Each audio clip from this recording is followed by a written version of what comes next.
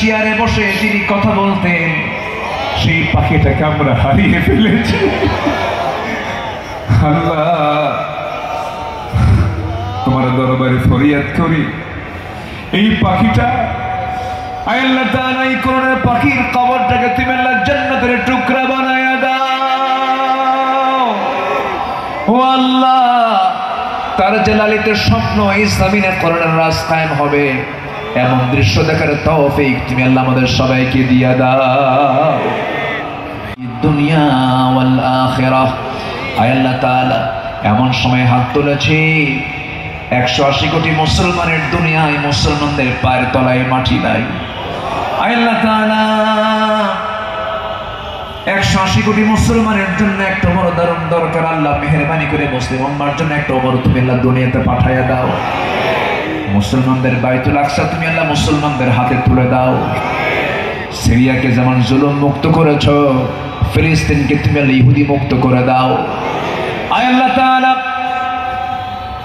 তোমার দরবারে প্রার্থনা করছি, বেঁচে থাকলে চেয়ারে বসে যিনি কথা বলতেন সেই পাখিটাকে আমরা হারিয়ে ফেলেছি। আল্লাহ, তোমার দরবারে ফরিয়াদ করি, এই পাখিটা আল্লাহ তাআলা এই কোরআনের পাখির কবরটাকে তুমি আল্লাহ জান্নাতের টুকরা বানায়া দাও। ও আল্লাহ, তার জালালিতে স্বপ্ন এই জমিনে কোরআনের রাজ কায়েম হবে এমন দৃশ্য দেখার তৌফিক তুমি আল্লাহ আমাদের সবাইকে দিয়া দাও।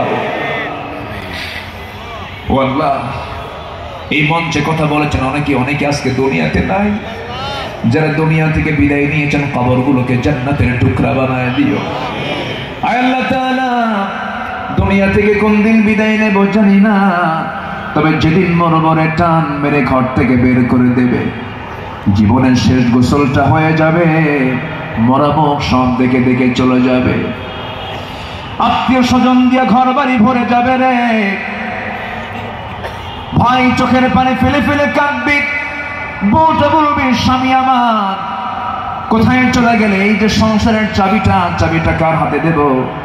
সন্তানগুলো কাঁদতে কাঁদতে গলা ভেঙে যাবে, অস্থির হয়ে পড়বে, অজ্ঞান হয়ে যাবে, সব টেনে হেঁচড়ে আমাকে ঘর থেকে জীবনের শেষবারের মতো বিদায় দিয়ে দেবে রে, জীবনের শেষ গোসলটা করায় দেবে।